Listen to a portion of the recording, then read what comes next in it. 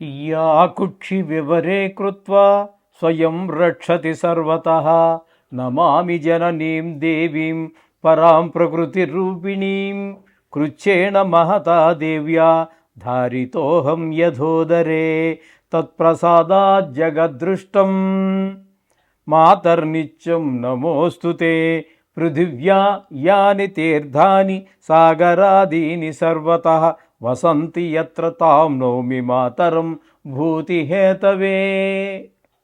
మాతృదేవో భవ పితృదేవో భవ. ఇప్పుడు మనము మార్చి నెల 2026 సంవత్సరంలో ద్వాదశ రాశుల వారికి గోచార ఫలితాలు ఏ విధంగా ఉన్నాయో సశాస్త్రీయమైన పద్ధతిలో మనం తెలుసుకునేటటువంటి ప్రయత్నం చేద్దాము. కుంభరాశి వారికి మార్చి నెల 2026 సంవత్సరంలో గోచార ఫలితాలు ఏ విధంగా ఉంటాయో తెలుసుకునే ప్రయత్నం చేద్దాము.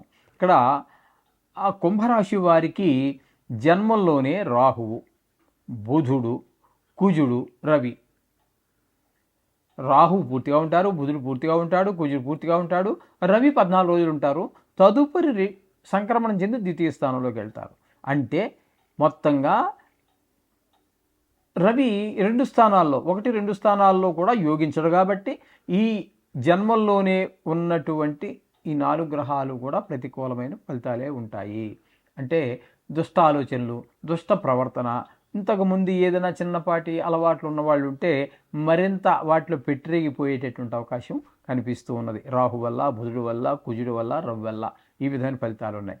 ఇకపోతే శుక్రుడు ద్వితీయ స్థానంలో ఒక 25 రోజులు, తృతీయ స్థానంలో ఒక 6 రోజులు సంచారం చేస్తున్నారు. శుక్రుడు మాత్రం పూర్తి అనుకూలమైనటువంటి ఫలితాలు ఇస్తున్నారు. ఇక్కడ మీకు ద్వితీయ స్థానంలో కాబట్టి ధనానికి లోటు లేకుండా ఆయన చూసేట పరిణత ఆయన పెట్టుకుంటారు. తృతీయంలో ఒక 6 రోజులు ఉంటారు కాబట్టి కొంచెం అందరి యొక్క సహాయ సహకారాలు, మాట సహాయం కానీ ధన సహాయం కానీ జరిగే అవకాశం గోచరిస్తూ ఉన్నది. ఇకపోతే శని ద్వితీయ స్థానంలో, అంటే మీకు ఖచ్చితంగా ఏళ్ళనాడు శని జరుగుతున్నది ద్వితీయ స్థానంలో కాబట్టి ఇక్కడ ధనానికి లోటు కనిపిస్తుంది, వాకులో కఠినత్వం పెరుగుతుంది, కుటుంబంలో ఆహ్లాదకరమైన పరిస్థితులు ఉండవు, నేత్ర వ్యాధులు ఉన్నటువంటి వారికి నేత్రాలు మరింత బాధ పెట్టేటువంటి పరిస్థితి మనకి గోచరిస్తున్నది. అంటే మొత్తంగా మనం ఇక్కడ తీసుకుంటే ఇకపోతే ఈ కుంభరాశి వారికి 5వ స్థానంలో గురు సంచారం జరుగుతోంది. 10వ తారీఖు వరకు వక్రగతిలో సంచరిస్తారు. ఏదైనప్పటికీ ఇక్కడ 5వ స్థానంలో గురు సంచారం అనేటటువంటిది కొంచెం వక్రగతి కారణంగా కొంత శక్తిని కోల్పోయినా ఇక్కడ మీకు 5వ స్థానంలో గురు సంచారం అనేటువంటిది సంతానం మీద మంచి ప్రభావం చూపిస్తూ ఉంటుంది. అవివాహితులకి వివాహం కుదరటమో లేకపోతే పెళ్లి జరగటమో లాంటివి కూడా అవకాశం ఉన్నది. అలాగే ఈ వీరి పెళ్లి జరిగిపోయి ఉన్నట్టయితే అన్యోన్యత పెరిగేటువంటి అవకాశం కూడా స్పష్టంగా గోచరిస్తోంది 5వ స్థానంలో గురు సంచారం. అలాగే 7వ స్థానంలో కేతుగ్రహ సంచారం. ఈయన భార్యాభర్తల మధ్యన, భాగస్వామ్యం మీద వ్యాపారం చేసేవారి మధ్యన పొరపచ్చాలు వచ్చే అవకాశం ద్వారా వ్యాపారం ముందుకు వెళ్ళకపోవటము, భార్యాభర్తల గొడవల మధ్యన ఎడమొహం పెడమొహం పెట్టుకోవటం లాంటివి అన్నీ కేతుగ్రహ సంచారం వల్ల జరుగుతూ ఉంటాయి. మొత్తంగా వీరికి మనం చెప్పాలి అన్నట్టయితే శుక్రుడు ఒకడు పూర్తి అనుకూలుడు ఏమండి. ఇకపోతే గురువు అనుకూలుడు. ఈ 2 గ్రహాలే అనుకూలత ఉన్నది. ఇక మిగతా గ్రహాలు ఏవి కూడా అనుకూలత లేవు. కాబట్టి వీరు కొంచెం జాగ్రత్తగా డబ్బులు ఖర్చు పెట్టడంలో కానీ, మాట్లాడటంలో కానీ, ఒక బండి నడపటంలో కానీ ప్రతి విషయంలోనూ కూడా శ్రద్ధ చూపించటం అనేది సూచన. అలాగే ప్రతి నిత్యము నవగ్రహాలని పూజించండి. వీలైతే ఆవుకి ఏదైనా పెట్టండి. ఒక చపాతీ లాంటిదో, పూరి లాంటిదో, అది తినేటటువంటి గ్రాసమో లేకపోతే ఆకుకూరలో ఏవో ఒకటి. అయితే వాటికి సూచన ఏంటంటే అవి నెమరు వేసుకునేటటువంటి జంతువులు కాబట్టి మనకి ఆకుకూరల్లో గడ్డో ఏదో ఒకటి కొని అక్కడే ఉంటుంటాయి. ఆవులు ఎక్కడైతే ఉన్నాయో అక్కడే ఉంటుంది. వాడికి 10 రూపాయలు ఇచ్చి గడ్డి ఇవ్వనండి, అదే ఆవుకు పెట్టేసేయండి అండి. ఆ విధంగా చేయటం ద్వారా మనకి సర్వదేవతా స్వరూపం కాబట్టి మనకి ఆ నవగ్రహ దోషాలు తొలగిపోయే అవకాశం కూడా మనకి గోచరిస్తుంది. శుభం భూయ కలిస్తే ఆ గ్రహంతో పూర్తిగా ఆయన ఇచ్చేటటువంటి ఫలితాలు ఇవ్వడం ఆయన యొక్క సహజమైనటువంటి గుణం. కాబట్టి ఇక్కడ కుజుడు ఉన్నాడు, రవి ఉన్నాడు, రాహు ఉన్నాడు.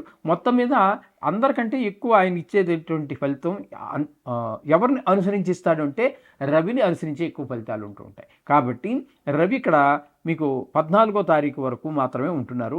అప్పటి వరకు ఇక్కడ అందుచేత ఇక్కడ ఏంటంటే మన బుధుడు పూర్తి ఫలితాన్ని ఇస్తూ ఉన్నారు. బుధుడు కూడా మనకి ఏకాదశి స్థానంలో పూర్తి ఫలితాన్ని ఇస్తున్నారు. ఇక రవి 14వ తారీఖు వరకు మీకు కుంభంలోనే సంచారం చేస్తున్నారు. అక్కడ వరకు ఏకాదశి స్థానం కాబట్టి ఆయన కూడా ధనానికి లోటు లేకుండా ఇక్కడ ఉన్నటువంటి రాహు, బుధ, కుజ, రవి 4 గ్రహాలు కూడా పూర్తి శుభఫలితాలు ఇస్తున్నారు, ధనానికి ఏ విధమైన లోటు లేకుండా. అయితే రవి మధ్యలో సంక్రమణం చెంది మీకు వ్యయస్థానం అయినటువంటి మీనంలో ప్రవేశిస్తున్నారు. అక్కడ వ్యయస్థానంలో రవి అనుకూలమైన ఫలితములను ఇవ్వజాలరు. అక్కడ ఆయన చేసే పని ఏంటంటే కొంచెం ధన నష్టం అయ్యేటువంటి అవకాశం, ధనం ఖర్చు అయ్యేటటువంటిది. అలాగే కొంతమందికి విదేశీయానానికి వెళ్ళేటటువంటి వారికి అనుకూలమైనటువంటి పరిస్థితి వచ్చినప్పటికీ కొంతమందికి దుర్మార్గులు కొంతమంది ఉంటారు కదండి. ఎందుకంటే ఇది రాశిగతమైనటువంటి ఫలితం. ప్రపంచవ్యాప్తంగా తీసుకుంటే సుమారుగా 70 కోట్ల మందికి వర్తిస్తుంది. కాబట్టి అందులో పరమ పూజ్యులు ఉంటారు, పరమ దుర్మార్గులు ఉంటారు. అటువంటి దుర్మార్గులకి కారాగార శిక్ష ఇట్లాంటివన్నీ పడేటువంటి అవకాశం ఉంటుంది. కొంచెం మనోవిచారం కూడా కనబడుతూ ఉంటుంది. ఈ విధమైన ఫలితాలన్నీ ఆ 15 రోజులు మాత్రం ఆ రవి ఇస్తున్నాడు తప్పితే అక్కడ ఏకాదశి స్థానంలో ఉన్న 4 గ్రహాలు కూడా ఉన్న రోజులు మంచి అవకాశాలు, మంచి శుభఫలితాలు ఇస్తూ ఉన్నాయి. ఇకపోతే వ్యయ స్థానంలో శని పూర్తిగా ఉంటున్నారు.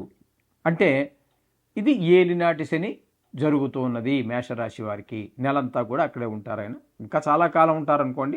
మనం చెప్పుకుంటున్నాం మార్చి నెల ఫలితాలు కాబట్టి అక్కడే ఉంటారు. వ్యయ స్థానంలో ఆయన ఉన్నప్పుడు ధన నష్టము, ధన వ్యయము, ధన నష్టానికి ధన వ్యయానికి చాలా తేడా ఉంటుంది. ఇదివరకు కూడా చాలాసార్లు చెప్పుకున్నాం. శత్రు భయము, అలాగే మనోవిచారము, కొంతమందికి కలతర నష్టము, కారాగార శిక్షలు ఇట్లాంటివన్నీ పడేటువంటి అవకాశం శని భగవాన్ యొక్క సంచారం వల్ల కనపడుతుంది.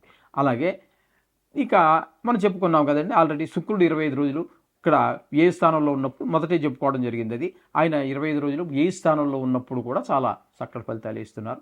ఈ రవి మాత్రం కొంచెం ప్రతికూలమైన ఫలితాలే ఇస్తారు ఏ స్థానంలో ఉండగా. ఈ విధమైన ఫలితాలన్నీ కూడా మనము మేషరాశి వారికి చెప్పుకోవలసి ఉంటుంది. అయితే మొత్తంగా వీరికి చెప్పాలి అన్నట్టయితే శుక్రుడు పూర్తి అనుకూలంగా ఉన్నారు. అలాగే రాహువు పూర్తి అనుకూలంగా ఉన్నారు. శుక్రుడు, రాహువు, రవి పాక్షికంగా, కుజుడు పూర్తిగా. అంటే 4.5 గ్రహాలు మీకు అనుకూలమైనటువంటి 4 గ్రహాలు పైమాటే మీకు అనుకూలం ఉన్నది. కాబట్టి ఒక రకం కాదు బాగానే ఉన్నది అని చెప్పుకోవచ్చు మనకి వీరికి. ఈ విధంగా ఈ మేషరాశి వారికి మంచి ఫలితాలు వచ్చేటువంటి అవకాశం ఉన్నది. అయితే కొన్ని గ్రహాలు ప్రతికూలంగా ఉంటాయి. వాటికి మనం కొన్ని సంవత్సరాలుగా మనం చెప్పుకుంటూనే నవగ్రహాలకు సంబంధించిన శ్లోకాలు కానివ్వండి, ఇక మీరు దేని దగ్గరికి వెళ్ళినా నవగ్రహాలకు సంబంధించి దీనికంటే పెద్దగానే ఉంటాయి కానీ చిన్నగా అయితే ఉండవు. విష్ణు సహస్రనామ పారాయణ అద్భుతం. కానీ అదంతా గంటసేపు దగ్గరగా 40 నిమిషాలు 50 నిమిషాలు ఉంటుంది అది.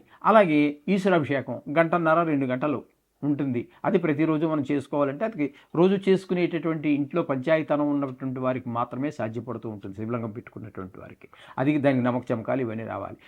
మీకు వచ్చినా రాకపోయినా విద్యావంతులు కాకపోయినా కూడా మీకు అన్నిటికీ కూడా ఈ నవగ్రహ మంత్రాలు చాలా సూక్ష్మంగా మనకి సత్ఫలితాన్ని ఇచ్చేటువంటి అవకాశం ఉన్నది. కాబట్టి నవగ్రహాలు పూజించండి, సర్వశుభాలు పొందండి. శుభం.